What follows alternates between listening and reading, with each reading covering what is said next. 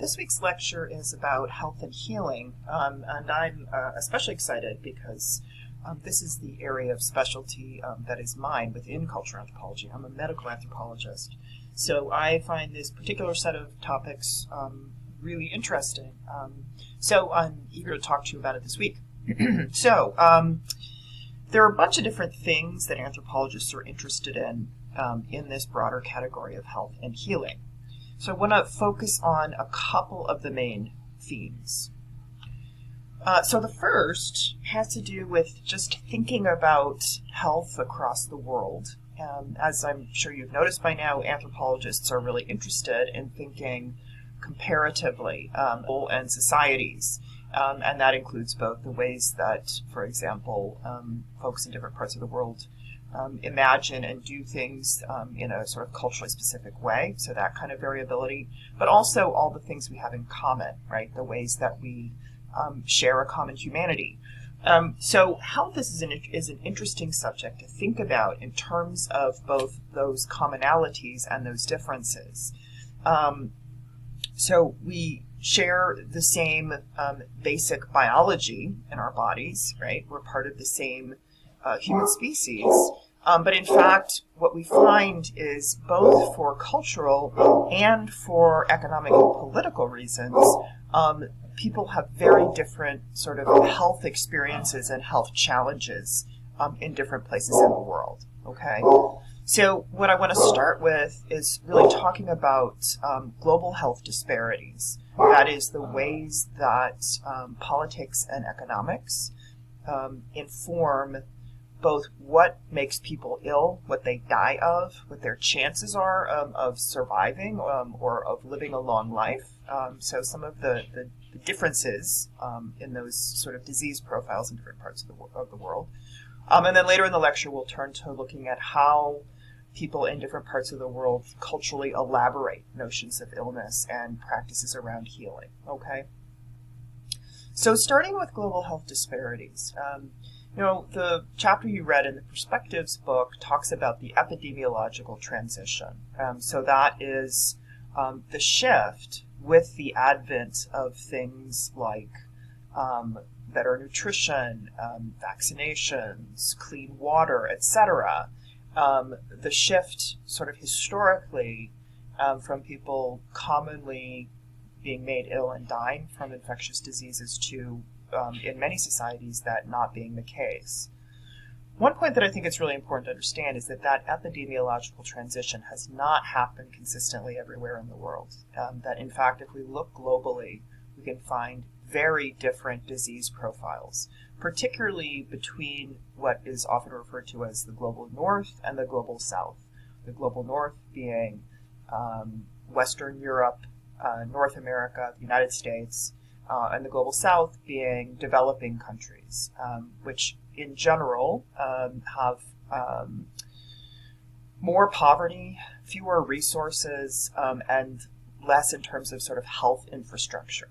Okay, so if we look again at those global patterns, we'll find that in the global south, in general, you'll find quite low or certainly lower life expectancy, high child mortality. And the diseases that take people's lives are more commonly infectious diseases, as opposed to in the global north, where we find that people are more likely to die of degenerative diseases. Degenerative diseases being the diseases that typically tend to affect you more in later life, right? Infectious diseases can afflict you at any point in your life. So in the global south, we have more people who are affected by infectious disease and therefore have their lives cut short. So when we look at that pattern, which is quite stark, and I'll show you some numbers in a minute to illustrate that, one of the things to keep in mind is that these are not sort of natural differences. These are not about differences in people's biologies. These are differences that are a result of political and economic inequities. People in the poorer parts of the world have less access to both preventative and curative health care, and it means that they are more likely to have their lives cut short by treatable diseases. So let me show you a little bit of data just to illustrate that. So this is a map that illustrates life expectancy. Okay, so how long on average people in that society live. So if you look at the bottom, you can see the sort of color coding on this spectrum here, right? From lower, the red is lower life expectancy, the blue is higher, right? So we've got a life expectancy range here from in the 40s to in the 80s, right? And when you look at the world map, right, it's not an accident that life expectancy is variable in the way that it is, right? So if you look at somewhere like Canada or the United States, there's some quite high life expectancy, right, in the 70s and 80s. If you look at the African continent, you have a shocking difference, right? So bear in mind what these numbers are. The red color is in the 40s, right? Even this sort of pale orange is only 60 years.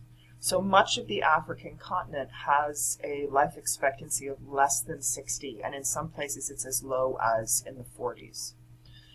So, this is a totally unacceptable phenomenon, that people's lives are cut short because of lack to basic resources that are certainly available in other places in the world. But this, again, gives you that sense of how different health is for people depending on the political and economic context in which they live. Let's break down that down a little bit more. I mentioned that there's a difference between people who are more likely to be affected by infectious disease versus degenerative disease. So this is some data from a few years ago from the World Health Organization looking at the causes of death in different regions in the world. So if you look at the Americas, right, this is all of the Americas, so it's not just the United States, but you'll see that, for example, heart disease and diabetes are near the top of the list. Likewise, this is in South and East Asia. You have some of those same things, heart disease, stroke. In Europe, same thing, heart disease, stroke, some other issues, things like even Alzheimer's here, which is a disease that tends to afflict people in older age. When we look at the African region, we see a totally different sort of ordering. The number one cause of death being respiratory infections, followed by HIV/AIDS, diarrheal diseases, which are the result of people having to drink water that is not clean, malaria, which is a totally both preventable and treatable disease, which, as you probably know, carried by mosquitoes. So this is not a disease that anyone should have to die from. We have the medications to treat it, yet it is one of the biggest killers on the African continent. So again, the African region is the poorest region in the world. So it's not, it's not an accident. There's a clear pattern here that it is that poverty and that disenfranchisement in the global community that means that African people are more likely to fall victim to these preventable and treatable diseases.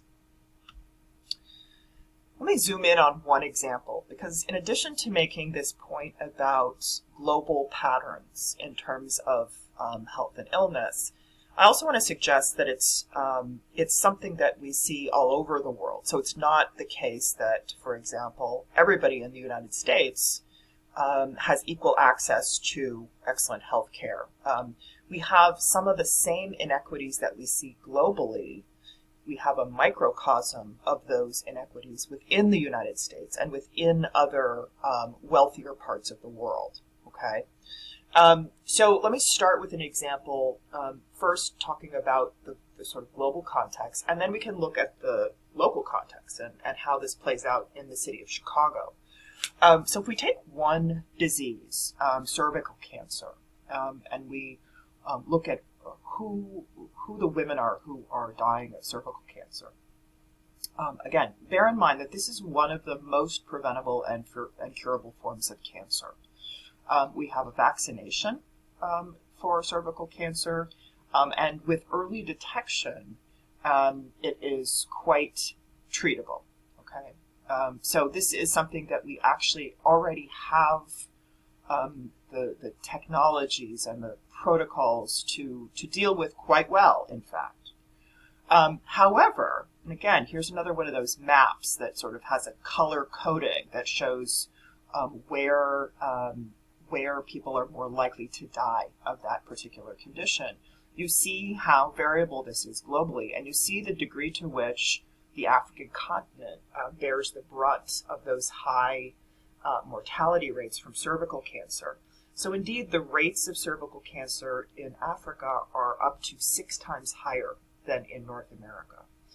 One of the main reasons we find women dying of cervical cancer in Africa is that they do not get that early detection or that preventative care, right? Early screening, as I mentioned, is one of the most effective ways to decrease the mortality rate from this particular cancer. But if those examinations, those screenings are not happening because there simply is not the health infrastructure, then unfortunately, when it is detected, it is often difficult then to effectively treat it. So you have a higher percentage of women actually dying from that cancer. So again, here is a clear sort of one example of exactly the disparities, the broader disparities that I was talking about. Now, you might think, right, well, we live in a major city in one of the wealthiest countries in the world, so this is not something we have to think about locally, but in fact we do. So we were just talking about the disparities in cervical cancer death rates globally and the difference between those rates in the U.S. versus other parts of the world, particularly the African continent. Now, here is a map of cervical cancer deaths in Chicago. You can see, again, the same kind of use of different shadings, different colors on the map to indicate where the highest death rates are. And what you can clearly see is that those death rates are not evenly distributed across the city of Chicago, right? And one of the reasons for that is that the death rates in poorer neighborhoods are higher, right? And again, it's all those same reasons. People have less access to screening, early screening. They have less access to good quality care if they are diagnosed. So we have people on the south side of Chicago, women on the south side of Chicago, dying at a much higher rate from this, again, typically preventable and treatable cancer than we do for the women living on the north side of Chicago.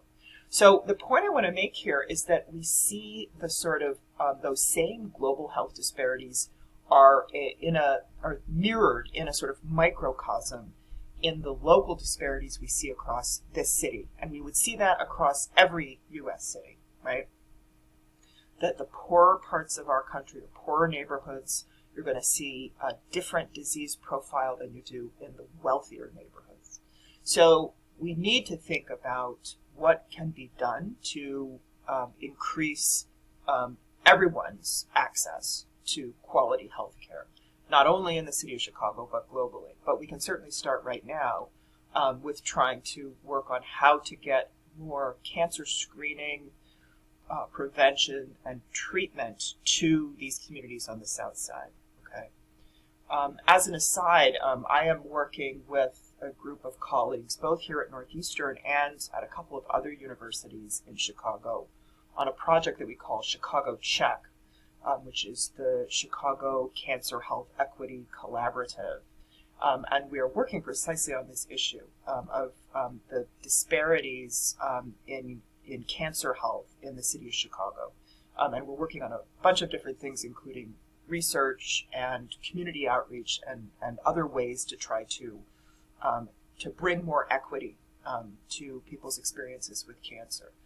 So if you see anything, we do various events and we have some training opportunities for students at Northeastern. So if you see any messages about Chicago Check, feel free to email me about it because I am one of the faculty involved in that. And it's a really important issue, and we're always looking for students who are interested in trying to help us fight for greater equity in people's health.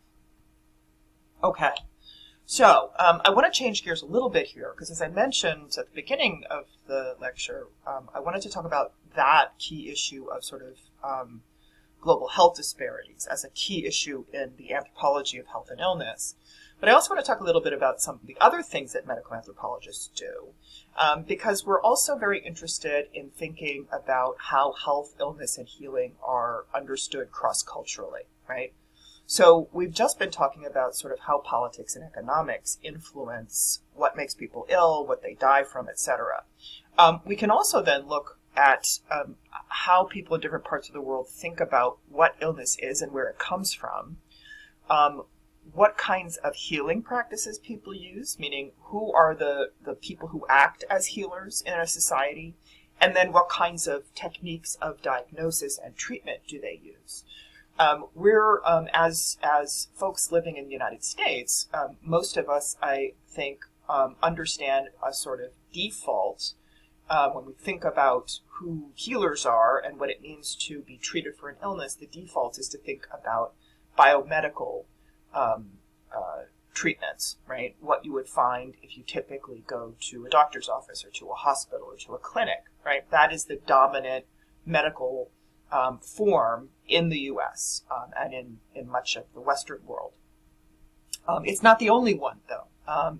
And in the city of Chicago and everywhere else in the United States, we have a lot of other kinds of practitioners and healers working, right? So it's one of the things that we want to think about in this part of the lecture is that biomedically oriented healthcare is one form of response to illness. It's not the only one, and it's quite interesting to compare those different forms and think about how they've emerged in different places and at different times.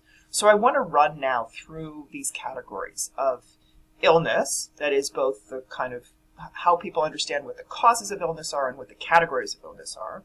Healers, meaning who are the people that you go to when you get sick.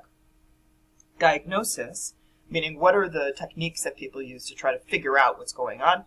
And then treatment. What are the procedures, the medicines, or other things that are applied to try to help you get better? Okay, so we'll start with illness categories.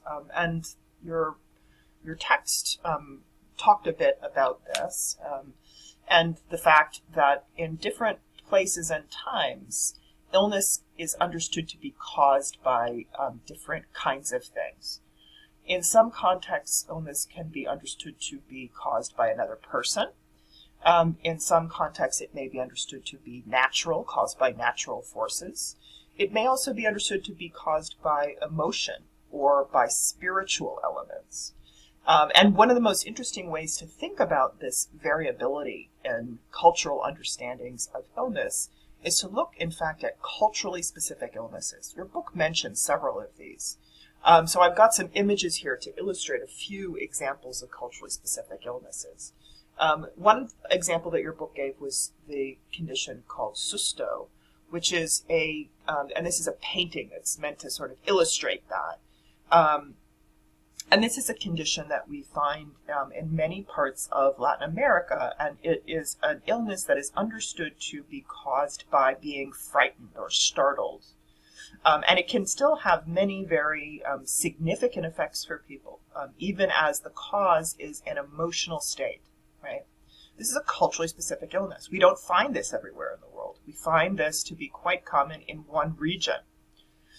Likewise, the condition of anorexia nervosa, your book mentions that as well, right? In which an individual, and this is something that typically afflicts young women, and primarily in the West, in Western Europe and the United States, although it has, in fact, sort of spread over time. It's more commonly found in other parts of the world as well now. But it's a condition in which, again, typically young women restrict food to the point of starvation and even death. Again, this is a culturally specific illness. When I say it's culturally specific, I'm not saying it's not real or it's made up. I'm saying it's something that we find in one cultural world and not everywhere, right? So this is a typically Western illness, right? And we can talk about sort of why culturally specific illnesses emerge. They often tell us something about the society in which they exist, right? So anorexia is often tied to ideas of women striving for a certain kind of bodily perfection, and that the various kind of societal pressures that lead people to behave in that way. Another example of a sort of Western culturally specific illness is a historical illness that we don't find anymore. But in the 19th century, it was a condition that was quite common among middle class and upper middle class Western and American women, called hysteria. So this painting up here is an example of that. And again, it was both specific to certain regions and specific to a particular time period. But it was quite devastating and had significant health effects on numerous women who were afflicted again by this condition that was known at the time as hysteria. So, this is to say, illnesses are not just biological phenomena, they are also cultural phenomena. And ideas about where they come from vary from place to place.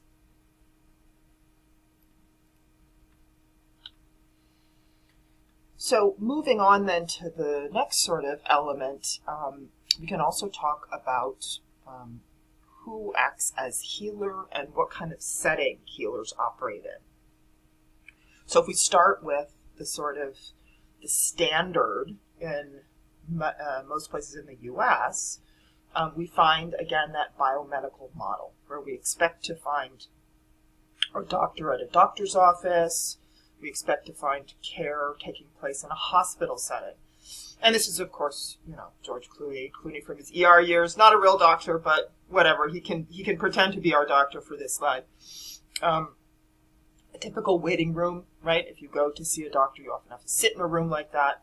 If you get hospital care, you'd be in a room with sort of equipment that looks something like this, right?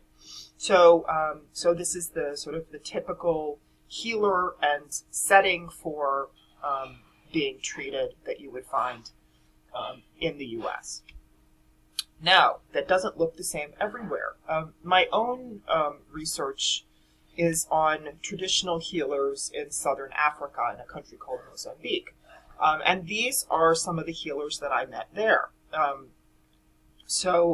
These two individuals, this gentleman and this woman, are both healers who operate in a sort of Christian vein. So they are considered to be healers or doctors, right? They treat people's illnesses, often by applying, these are actually medicinal plants, but they also work with spirits who are Christian in nature. They are possessed by spirits that are associated with characters from the Bible stories. This is another healer from Mozambique. She works in a somewhat different way. She also works with a spirit, but it's not a Christian spirit. It's a sort of a local indigenous spirit that takes the form of an animal.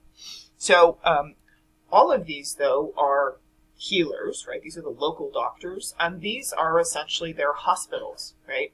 And indeed, if you see this is her hospital, right? And it even says hospital, which is what this word is.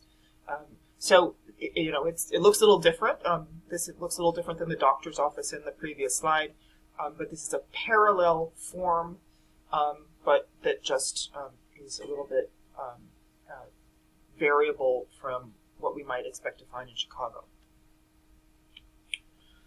You can also think about diagnosis, right? What are the techniques that are used to try to figure out what's going on with a person? Again, if we're going to go to a biomedical healthcare practitioner in Chicago or somewhere else, we might find some of these kinds of diagnostic techniques, either examining a patient using various tools and techniques, whether it's an X-ray, drawing blood and examining that sample, listening to the heart. These are some of the sort of diagnostic practices in the context of biomedicine. Back to what I experienced in southern Africa, these were some of the diagnostic techniques. So this gentleman is a healer who used a sort of divining instrument, which was made out of an animal horn, which would help him to understand what was wrong with one of his patients. This individual, again, working in a Christian vein, used a mirror as part of the technique for seeing what was going on with one of his patients. This woman used a Bible as a technique. So, again, quote unquote, reading what's going on with the patient using some kind of either an object or a mechanism for gathering that information. Okay, so there's a parallel process of diagnosis, but it's a process that looks quite different. You can look then at treatments, right? Once the health practitioner figures out what is wrong with the patient, what happens next, right? We might, again, in a biomedical context, expect for there to be some kind of pharmaceutical, could be surgery, etc. And elsewhere in the world, it might take a different form. This is a woman who is selling medicinal substances. This is actually in Ghana, where I've traveled with students in the past years. So these are all plant-based medicines that she vends. So if you have a complaint, you might go to her, and she's sort of the local pharmacist. She would put together the right combination of plants for you to either steep in water and drink as a tea or some other application. Again, in the sort of Christian context where I was studying Christian healers in my field site, even something like laying the Bible on top of someone's head or on their body is considered a part of treatment. And also in this setting, often treatments involved expressive culture, right? Music, dance, gatherings of like-minded individuals. So what we also find in many places in the world is that treatments for health concerns may involve not only individual bodies, but social bodies, all right? So that is, coming together in a group can be part of the therapy.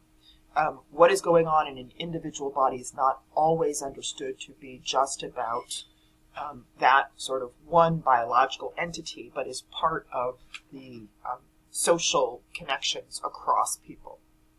So again, unlike the biomedical setting, right, most Western doctors will be treating an individual body, but in many other places in the world, we find that health is understood to be something that affects a social body.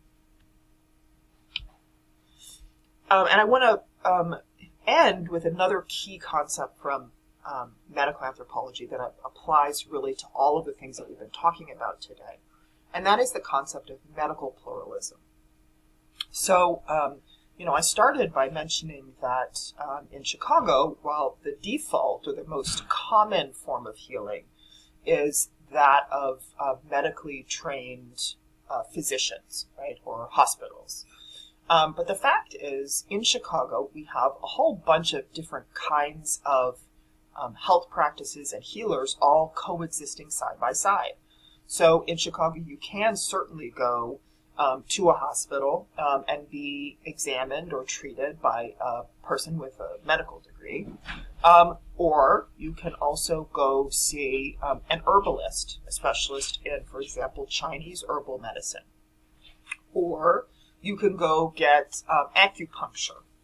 Or you can go get a Reiki treatment or a massage or any other of a number of different kinds of treatments.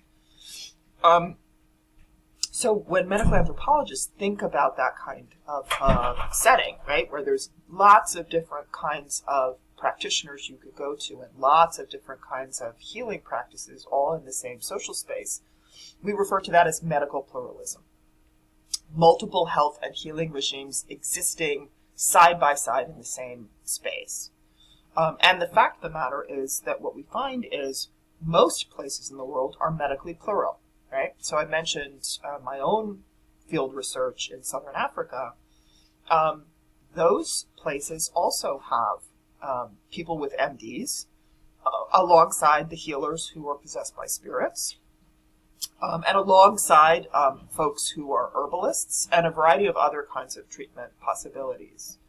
So all of this is just to say is that health and healing are very complex and variable elements of the human experience, both the reasons that we get sick and then what we do in response to that. And people in most places in the world, when they do experience illness, have some kind of decision to make, right? What do I do and who do I go to? Usually there's some amount of choice there. So medical pluralism is not an exception, it is more the rule. That's certainly what medical anthropologists have found. So I encourage you to reflect on your own experiences, either with illness or with healing. I'm sure plenty of you have engaged with various kinds of healers and various kinds of healing practices. This is very much a part of what medical anthropology is interested in. So we'll close there, and I hope you have a great rest of the week. Bye-bye.